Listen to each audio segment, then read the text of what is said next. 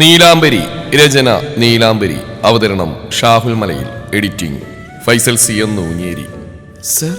Sir എന്നാ നേരത്തെ പറഞ്ഞ് മടിച്ച് അവൾ ചോദിച്ചു. ഞാൻ പറയുന്നത് നീ കേട്ടില്ലേ? അവന്റെ മുഖത്തെ കുസൃതി അവൾ കണ്ടില്ല. ഇല്ല, എന്താ പറഞ്ഞ്? കൊള്ളാം, പെണ്ണിന്റെ ബുദ്ധി കൊള്ളാം. ഇഷ്ടമാണെന്ന് പറഞ്ഞ് ഒരിക്കൽ കൂടി കേൾക്കണം. സ്വയം മതിമറന്ന് അവൾ തന്റെ നെഞ്ചിൽ ചാരിക്കിടന്നപ്പോൾ രഹസ്യം പറയും പോലൊന്ന് പറഞ്ഞു നോക്കിയതാണ്. ജാന്റെ ചുണ്ടിൽ നേരത്തെ ഒരു പുഞ്ചിരി മുട്ടിട്ടു. നിനക്ക് മുകുന്ദനെ ഇഷ്ടമാണോ എന്ന്? അതല്ല, വേറെന്തോന്ന് പറഞ്ഞല്ലോ. വേറെന്താ? ഓർന്നില്ല. ഇരു ഷോൾഡർ ഉയർത്തി അവൻ അവളെ നോക്കി. സാറിന്റെ ചെവിയിൽ എന്തോ പറഞ്ഞു, ഞാൻ കേട്ടതാ.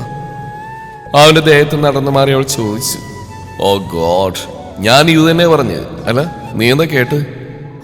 അത് പിന്നെ പെട്ടെന്ന് നിലയ്ക്ക് ദേഷ്യം വരാൻ തുടങ്ങി. അവൾ ആ ചെയറിൽ നിന്ന് ചാടി എഴുന്നേറ്റു. പെട്ടെന്നാണ് തന്റെ ഡ്രസ്സ് നനഞ്ഞിരിക്കുന്ന കാര്യം അവൾക്ക് ഓർമ്മ വന്നു. വീണ്ടും ചൂളിപ്പിടഞ്ഞ് അവരുടെ അരികിൽ തന്നെ ഇരുന്നു പോയി അവൾ. ദൂരെ നിൽക്കുമ്പോഴാണല്ലോ എല്ലാം കൂടുതൽ വ്യക്തമാവുന്നത്. അടുത്ത് നിൽക്കുമ്പോൾ കാഴ്ച മങ്ങും. അതിപ്പോ എല്ലാ കാര്യത്തിലും അങ്ങനെയാണല്ലോ. ദേഹത്തൊട്ടി കിടക്കുന്ന ടീഷർട്ടിൽ പിടിച്ച് മുന്നിലേക്ക് വലിക്കുകയാണ് അവൾ. അവനൊരു കുസൃതിയോടെ നോക്കിയിരുന്നു. ഇനി അവളൊന്നും മിണ്ടില്ലെന്ന് മനസ്സിലായതും പറയാനായി കരുതിയത് പറയാമെന്ന് അവനും കരുതി. കൂടെ അറിയേണ്ടതെല്ലാം അറിയണം. നില, ഇന്ന് ഞാനെന്തിനാ നിന്നോട് സോറി പറഞ്ഞെന്നറിയോ? അവൾ മുഖമുയർത്താതെ ഇല്ല എന്നർത്ഥത്തിൽ തലയാട്ടി.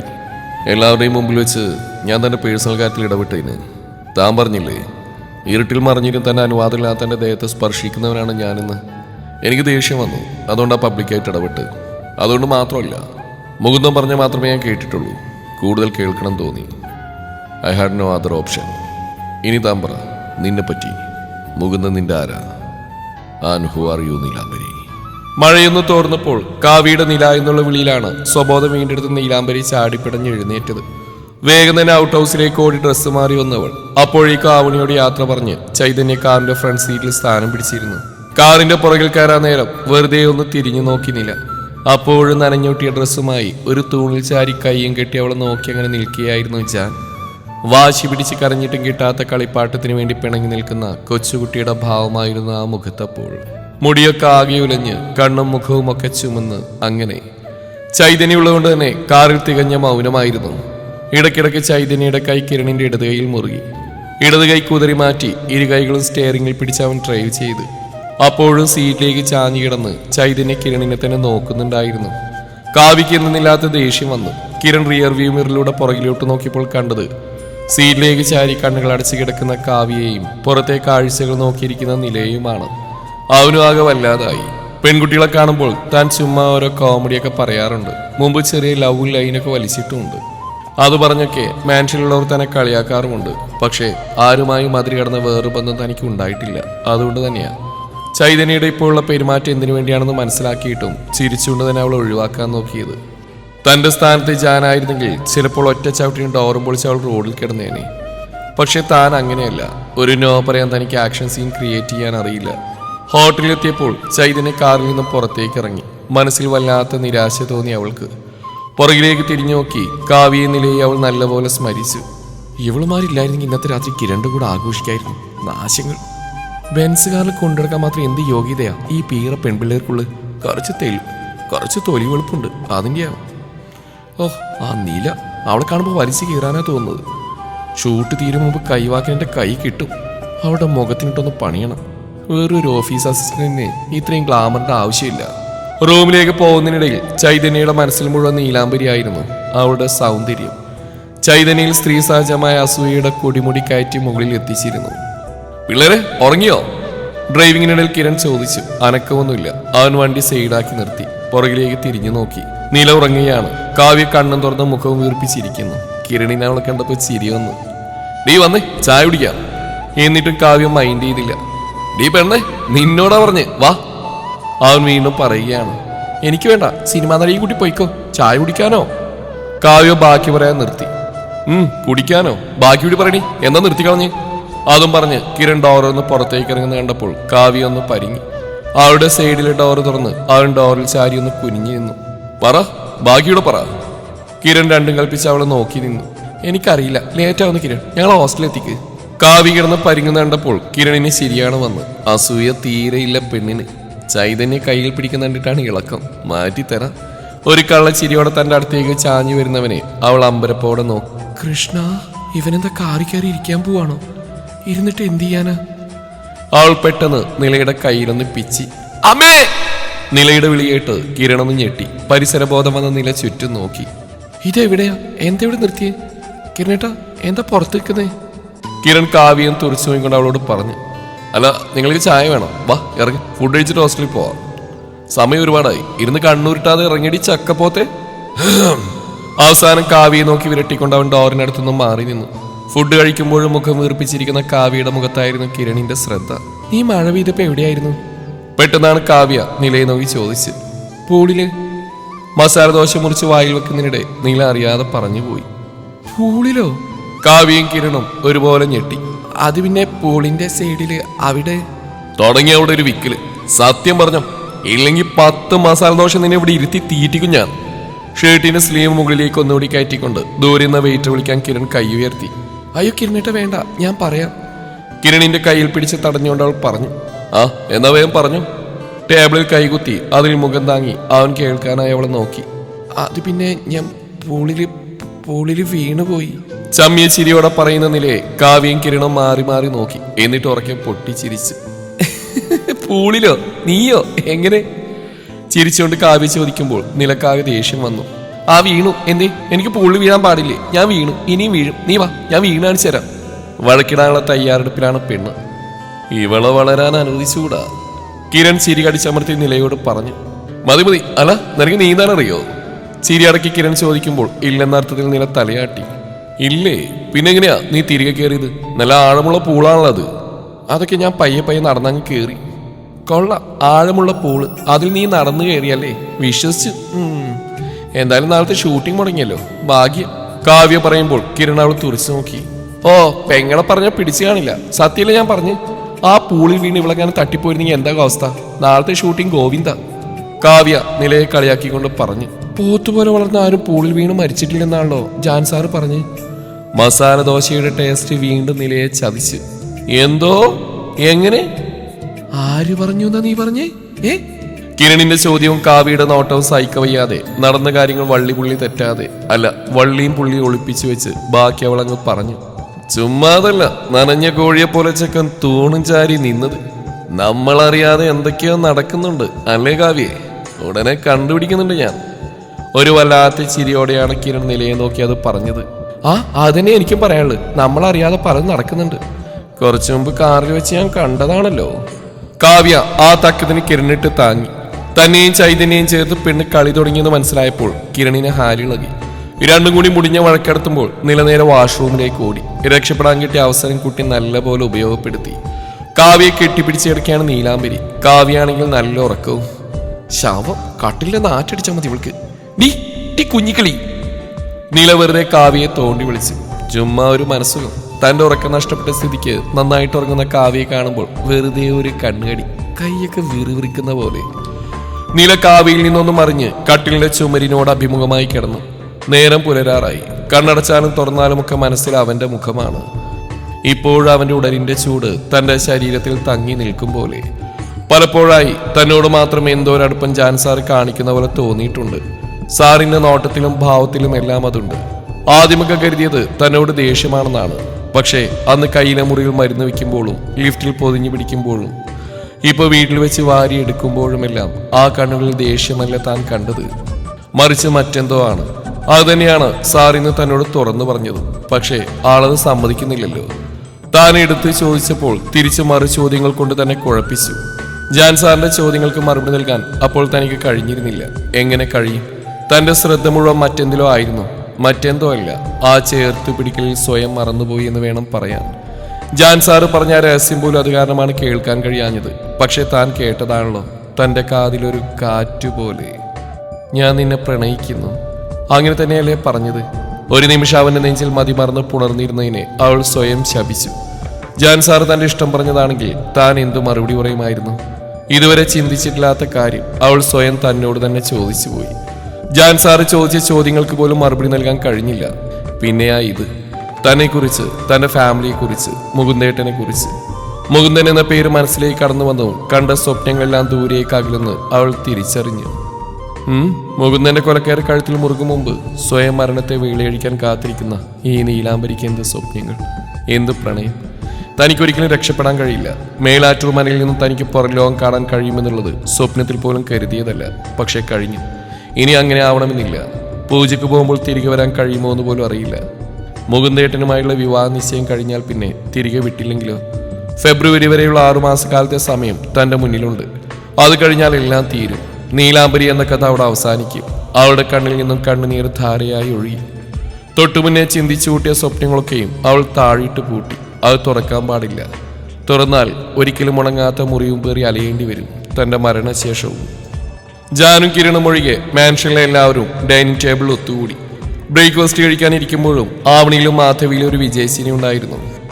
ശ്രീനി, 2 ദിവസം കഴിഞ്ഞിട്ട് പോയാൽ പോരടോ എനിക്ക്? ശിവനാഥ് മേനോൻ ശ്രീനിവാസനോട് ചോദിച്ചു. പറ്റില്ലടോ, മാളുടെ കാര്യങ്ങൾ ഒന്നുകൂടി ഉഷാറാക്കണം. ഞാൻ പോയാലെല്ലാം നടക്കൂ. ഇനിയിപ്പോൾ ഇടയ്ക്കിടയ്ക്ക് വരാലോ. ആവണി ഇവിടെയല്ലേ നിൽക്കുന്നത്. മാത്രമല്ല ആദ്യം വീട്ടിൽ ഒറ്റക്ക, ചെക്ക മഹാവെടക്ക. ഇപ്പൊ തന്നെ വല്ല പണി ഒപ്പിച്ചിട്ടുണ്ടോ എന്ന് അവിടെ ചെന്നാലേ അറിയൂ. ബിസിനസ് പാർട്ട്ണർമാരായ സ്ഥിതിക്ക് നിങ്ങളുടെ ഇടയ്ക്ക് അങ്ങോട്ടേക്ക് ഇറങ്ങ്. മകൻ ആദിത്യനെ പറ്റി ശ്രീനിവാസൻ ആ പറഞ്ഞ മാധവിക്ക് അത്ര രസിച്ചില്ല. അത് അവരുടെ മുഖത്ത് നിഴലിച്ച് നിന്നു. ശ്രീനിവാസൻ വീണ്ടും തുടർന്നു. എന്റെ മോളുടെയും തന്റെ മോന്റെയും കാര്യത്തിൽ എനിക്ക് വലിയ പ്രതീക്ഷ ഒന്നുമില്ലടോ. ഇത്രയും ദിവസമായിട്ട് ഇവളോട് അവൻ നേരെ ചൊവ്വ സംസാരിക്കുന്ന പോലും ഞാൻ കണ്ടിട്ടില്ല. അതും പറഞ്ഞ അയാൾ ആവണിയെ നോക്കി. ആവണി, നിന്റെ മമ്മിയെ ഞാൻ കൂടെ കൊണ്ടുപോവാ. മര്യാദക്ക് നോക്കിയും കണ്ട് ഇവിടെ നിന്നോളണം. ജോലിക്ക് പോയാൽ അതുപോലെ തിരികെ വീട്ടിലെത്തിക്കൊള്ളണം. മുംബൈ അല്ല കേരളം. എല്ലാവരുടെയും മുമ്പിൽ വെച്ച് തന്റെ പപ്പ തന്നെ വഴക്ക് പറഞ്ഞതും ജാൻലിയും തന്നെയും കാര്യത്തിൽ വലിയ പ്രതീക്ഷയില്ല എന്ന് പറഞ്ഞാലും അവൾക്ക് അയാളോട് ദേഷ്യം തോന്നി.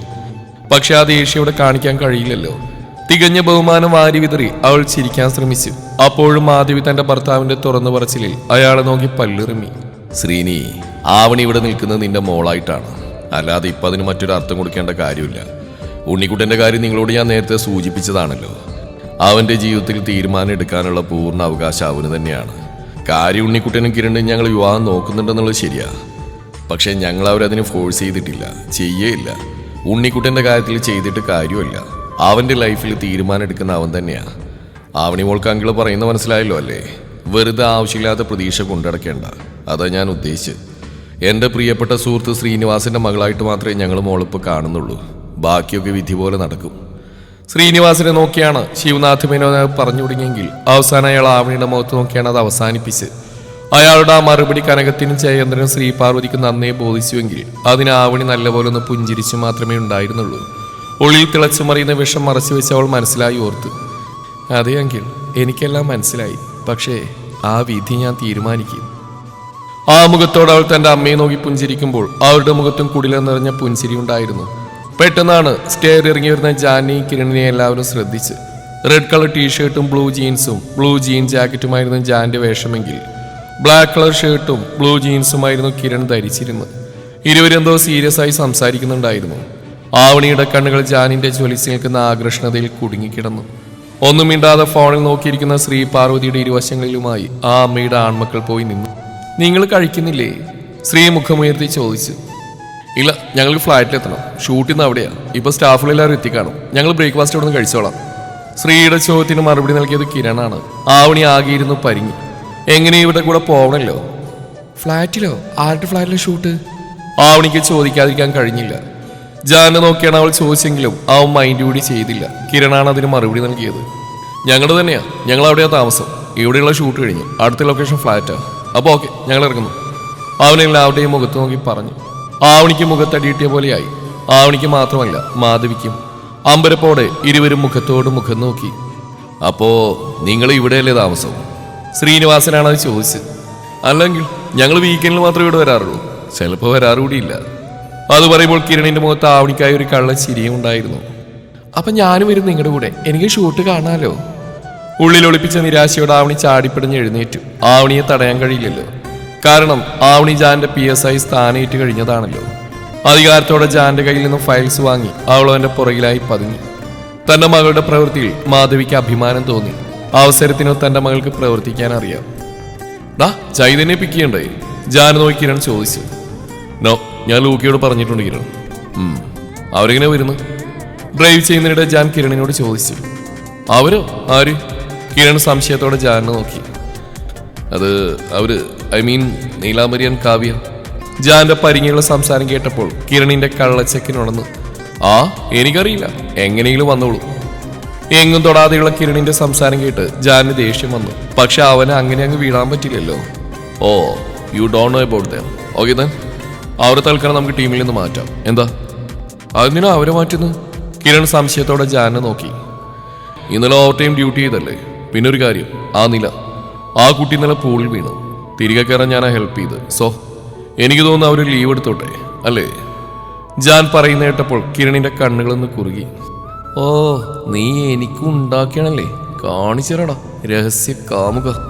ലീവ് അല്ലെങ്കിൽ അവൾക്ക് വേണം. നമ്മള് നിലക്കൊച്ചിനെ ഈ വരുന്ന ആഴ്ച അവളുടെ മുഖത്തിന്റെ എൻഗേജ്മെന്റാ. ഇന്നലെ ഫ്ലാറ്റിലേക്ക് വരാനുള്ള ലൊക്കേഷൻ ഞാൻ അയച്ചു കൊടുത്താ. അതുകൊണ്ട് അവർ ഇന്ന് ഡ്യൂട്ടിക്ക് അങ്ങ് എത്തിക്കോളൂ.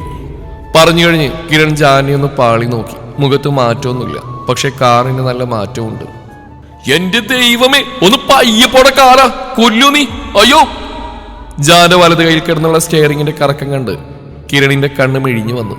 പുറകിലിരുന്ന ആവണി പേടിയോട് അങ്ങോട്ടും ഇങ്ങോട്ടും ആടി കളിച്ചു. ഷൂട്ട് ഫ്ലാറ്റിലായതുകൊണ്ട് ടീമിലുള്ളവരിൽ കുറച്ചുപേരെ ഒഴിവാക്കിയിരുന്നു. റോഡിൽ നിന്ന് അല്പം പുറകെയായി കാണുന്ന ബഹുനില കെട്ടിടത്തിന് മുമ്പിൽ ഓട്ടോയിൽ വന്നിറങ്ങി കാവ്യയും നിലയും. ഫ്ലാറ്റിന് മുമ്പിൽ നല്ല തിരക്കാണ്. ജോലിക്ക് പോകുന്ന ഒരു സ്കൂൾ ബസ് കാത്തിരിക്കുന്ന കുട്ടികളും അവരുടെ പാരൻസും ചിലരുടെ സൗഹൃദങ്ങളൊക്കെ കാണാൻ രസമുള്ള കാഴ്ച. ഗാർഡൻ ഏരിയയിൽ നിൽക്കുന്ന കീർത്തനയും അമലയും കണ്ട് അവർ അങ്ങോട്ടേക്ക് നടന്നു. കീർത്തന അല്പം അയഞ്ഞ മട്ടാണ്, എങ്കിലും അമലയ്ക്ക് ജാടയാണ്. ജാൻ സാർ ഫ്ലാറ്റിൽ എത്തിയിട്ടില്ല, അവർ പുറപ്പെട്ടിട്ടേ ഉള്ളൂ. ആര് വന്നാലും സെക്യൂരിറ്റി അകത്തേക്ക് കടത്തി വിടുള്ളൂ. സോ ഇവിടെ വെയിറ്റ് ചെയ്യാം. കീർത്തന പറയുമ്പോൾ നിലയും കാവ്യ അങ്ങനെ തന്നെ നിന്നു. അപ്പോഴേക്കും കുറച്ച് സ്റ്റാഫുകൾ കൂടി അവിടെ എത്തിയിരുന്നു. റെഡ് ഷർട്ടിലും ബ്ലാക്ക് ജീൻസിലും എല്ലാവരും ഒരുപോലെ തിളങ്ങി നിന്നു. അപ്പോഴേക്കും പ്രേമിന്റെ കാർ അവിടെ എത്തിയിരുന്നു. പാർക്കിങ്ങിലേക്ക് പോകും മുമ്പ് ലൂക്ക കാറിൽ നിന്നിറങ്ങി സെക്യൂരിറ്റിയുടെ എന്തോ പറഞ്ഞതും അയാൾ അവിടെ കാർ കടത്തിവിട്ടിരുന്നു. ചൈതന്യ സെലിബ്രിറ്റി അല്ലേ, ആൾക്കാരെ കണ്ട പിന്നെ എല്ലാവരും ഫ്ലാറ്റിന് മുമ്പിൽ തടിച്ചുകൂടും. അതുകൊണ്ട് അവർ പാർക്കിങ്ങിൽ വെയിറ്റ് ചെയ്യും. ജാൻ സാർ വന്ന ഉടനെ തന്നെ ഫ്ലാറ്റിലേക്ക് പോവാലോ. അവനെ പറയുമ്പോൾ കീർത്തന പൂച്ഛിച്ചു. വല്ല മാസ്കോ കൂടിയോ ധരിച്ചാൽ പോരെ, എനിക്ക് അവരെ ഇഷ്ടമല്ല. എന്ത് കണ്ടിട്ടാ ഹിന്ദി സിനിമയിലൊക്കെ ചാൻസ് കിട്ടിയെന്ന് എനിക്ക് മനസ്സിലാവാത്തത്. നല്ല പ്രായമുണ്ട് ആ പെണ്ണുപിള്ളക്ക്. കുറെ ട്രീറ്റ്മെന്റ് ഒക്കെ ചെയ്ത് പ്രായം കുറഞ്ഞ പോലെ തോന്നുന്നതാ. അഭിനയത്തിന്റെ കഴിവുണ്ടെന്നല്ല, മറ്റു പല വിഷയത്തിലും കഴിവ് കുറച്ച് കൂടുതലാ പുള്ളിക്കാരിക്ക്. പ്രൊഡ്യൂസർമാരും ഡയറക്ടർമാരൊക്കെ അവരുടെ കൈവെള്ളയിലാ. നമുക്കെന്താ, ഷൂട്ട് കഴിഞ്ഞാൽ എല്ലാം കഴിഞ്ഞു, അത്ര തന്നെ. കീർത്തന പറഞ്ഞതിന്റെ മറുപടി എന്നോണം അമല അത്രയും പറഞ്ഞു നിർത്തി. ഇതൊക്കെ കേട്ട് മുഖത്തോട് മുഖം നോക്കി ഇന്ന് ചിരിച്ചു കാവ്യയും നിലയും. വലിയ വലിയ ആൾക്കാരുടെ കാര്യങ്ങൾ തങ്ങളുടെ ഈ കൊച്ചുമണ്ടലിൽ കയറില്ലല്ലോ എന്ന പോലെ ജാന്റെ കാറ് ഫ്ലാറ്റിന് മുമ്പിൽ വന്ന് നിന്നു. കിരൺ ഇറങ്ങിയ സെക്യൂരിറ്റിയോട് കാര്യങ്ങൾ പറഞ്ഞു. കിരണിന്റെ മുമ്പിൽ അയാൾ ബഹുമാനത്തോടെ കേട്ട് നിന്നു. ജാൻ കാറിലിരുന്ന് എല്ലാവരെയും നോക്കി. ദൂരെ മാറിയിരുന്ന് ഫോണിൽ സംസാരിക്കുകയാണ് നില. അവന്റെ കണ്ണുകളൊന്ന് കോർത്തു. തന്റെ കാർ വന്നോ കിരൺ പുറത്തിറങ്ങിയതോ അവർ കണ്ടതുപോലുമില്ല. ആരോടാവും ഇങ്ങനെ മതിമറന്ന് നിന്ന് സംസാരിക്കുന്നത്? സെക്യൂരിറ്റിക്കൊപ്പം ലിഫ്റ്റിനടുത്തേക്ക് പോകുമ്പോൾ നില ഫോണിൽ സംസാരിച്ചുകൊണ്ട് അവരോടൊപ്പം നടക്കുകയാണ്. അപ്പൊ പൂജ നടക്കില്ലേ അമ്മ? വിഷ്ണു എന്ന പണിക്കാരന്റെ മരണവാർത്ത അറിയിച്ച ഭദ്രയോട് അവൾ ചോദിച്ചു. പൂജയൊക്കെ നടക്കും, കുട്ടി നാളെ തന്നെ എത്തണം കേട്ടോ. നാളെ വൈകുന്നേരം പൂജ തുടങ്ങും. ഭദ്ര പറയുമ്പോൾ അവളുടെ മനസ്സിൽ വീണ്ടും നിരാശ നിഴലിച്ചു. മരണം നടന്നാലും പൂജ നടക്കും, എന്ത് കഷ്ടമാ. ഉച്ചയാകുമ്പോഴേക്ക് എത്തില്ലേ മോളെ? മോള് വന്നിട്ട് വേണം ഏലസ് വല്യമ്പൂരിയുടെ കൈ കൊടുക്കാൻ. ഏലസ് എന്ന് കേട്ടപ്പോഴേ നിലയുടെ കിളി പോയി. ഇന്ന് ജാൻസാനോട് ഏലസ് ചോദിച്ചു വാങ്ങണം. എത്ര ദിവസമായി കരുതുന്ന? അടുത്ത് ചെല്ലുമ്പോഴേക്കും കാലും കൈയും വിറക്കും. 2 തവണ രണ്ടും കൽപ്പിച്ച് ചോദിച്ചതാ, പക്ഷെ സാറ് മറുപടിയൊന്നും പറഞ്ഞില്ല. ലിഫ്റ്റിൽ കയറുമ്പോഴും ഫ്ലാറ്റിന്റെ അടുത്ത് എത്തിയപ്പോഴുമെല്ലാം അവൾ ഫോണിൽ ഭദ്രയോട് സംസാരിച്ചുകൊണ്ടിരുന്നു. ജാൻ മുകുന്ദന്റെ കോൾ അറ്റൻഡ് ചെയ്ത കാര്യമൊന്നും അമ്മ അറിഞ്ഞിട്ടില്ലെന്ന് അവൾക്ക് മനസ്സിലായി. എന്തുകൊണ്ടാവും തറവാട്ടിലുള്ളവർ അതൊരു പ്രശ്നമാക്കാത്തതെന്നോർത്തും അവൾക്ക് ടെൻഷനുണ്ടായി. തുടരും ഈ കഥയുടെ ബാക്കി ഭാഗം നാളെ ഇതേ സമയം.